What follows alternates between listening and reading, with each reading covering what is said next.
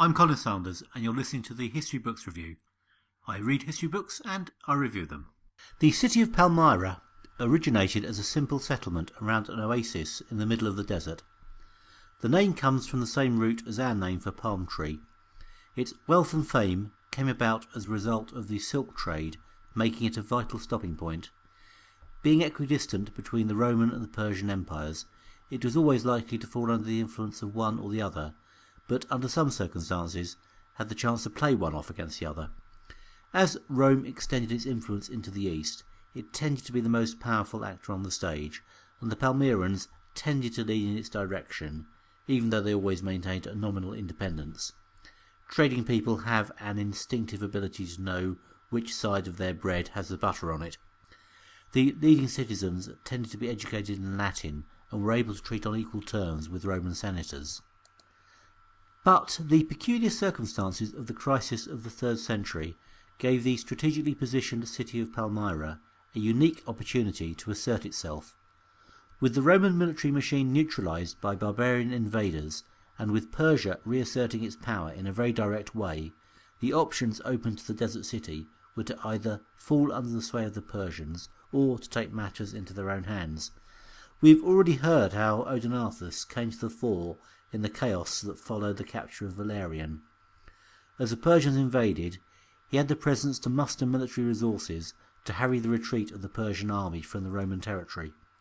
He was able to bring the whole of the eastern half of the empire under his sway, with official approval from Rome, and to establish an effective state able to hold back the Persians. In fact, he was able to raid as far as the capital of Persia itself. Gallienus was happy enough to leave Odenathus as a buffer against the Persians, and play along with the convenient fiction that he was simply a Roman official administering the eastern provinces on behalf of the emperor. But when Odenathus was killed in an argument over a hunting expedition, his widow Zenobia took over from him with no reference back to Rome at all. I doubt many people had been fooled to begin with, but this made what was going on obvious. The plain-talking Claudius made no bones about it. Zenobia, the Queen of the East, as she styled herself, was defying Rome and would need to be dealt with. But his situation, facing huge barbarian inroads, made any action impossible. So Zenobia was left to rule. She was of joint Arab and Greek descent and claimed kinship with Cleopatra, with whom she is often compared. She was of a dark complexion.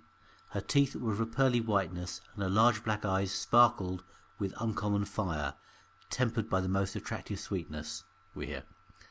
And she was certainly an able and educated woman, speaking many languages and taking a highly active role in government.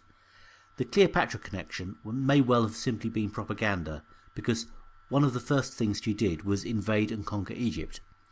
Egypt's resources, particularly of grain, made the Palmyran Empire a force to be reckoned with. It also deprived the Romans of the same resources, on which they were extremely dependent. This made conflict inevitable.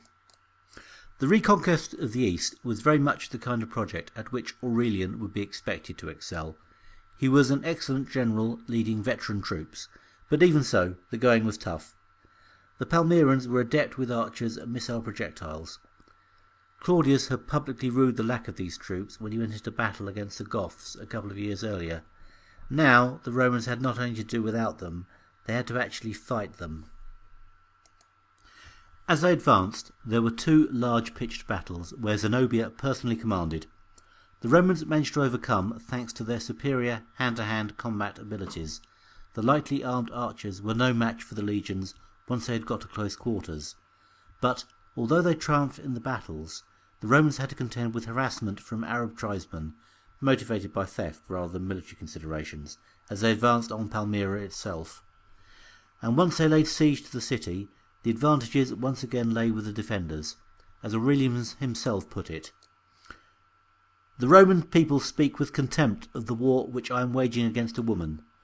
They are ignorant both of the character and of the power of Zenobia. It is impossible to enumerate her warlike preparations, of stones, of arrows, and of every species of missile weapons. Every part of the walls is provided with 2 or 3 ballista, and artificial fires are thrown from her military engines." He spoke from experience. He had a hands-on approach and was often in the front line, where he was wounded with a dart. A siege in the ancient world was a perilous business for the besiegers. Aurelian had the problem of supplying his men far from the nearest Roman base, and was in danger of attack from the Persians, and Zenobia was well aware of the difficulties he was labouring under. When he offered advantageous terms early on, they were arrogantly rejected. Her calculation was, no doubt, that the Persians would take advantage of the chance of bagging their second Roman emperor. But the situation in Persia had changed. Sapor had died, and the Persian Empire shared with the Roman one the lack of an effective way of selecting a successor, so it was left to fighting. Far from the Palmyrans being rescued, the Romans were reinforced by fresh troops under Probus, who had just successfully reconquered Egypt. As the siege progressed, the Romans settled into what they had throughout their history always excelled at. They organised an effective supply chain to get materials to the army outside the city. The extra troops enabled them to defend against a counterattack, and bribery relieved the pressure from the bandits in the desert. With the tide turning against her so clearly, Zenobia decided to escape, which she did on a dromedary, which is a kind of fast camel. I don't know how she slipped through the Roman lines, but she managed to put 60 miles between herself and the Roman camp before she was intercepted by some light horse sent to bring her back to Aurelian. Without her leadership, the city soon surrendered.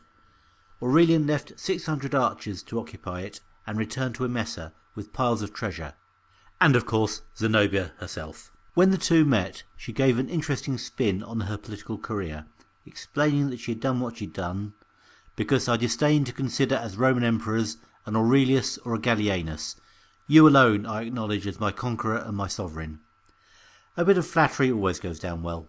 The soldiers were calling for her head, but Aurelian had other plans for Zenobia. Her entourage, however, was a different story. They were executed, including the learned philosopher Longinus. The brilliance of the Palmyran Empire was no doubt largely a reflection of the brilliance of first Odenathus and then of Zenobia herself, but they had obviously created an effective team around themselves.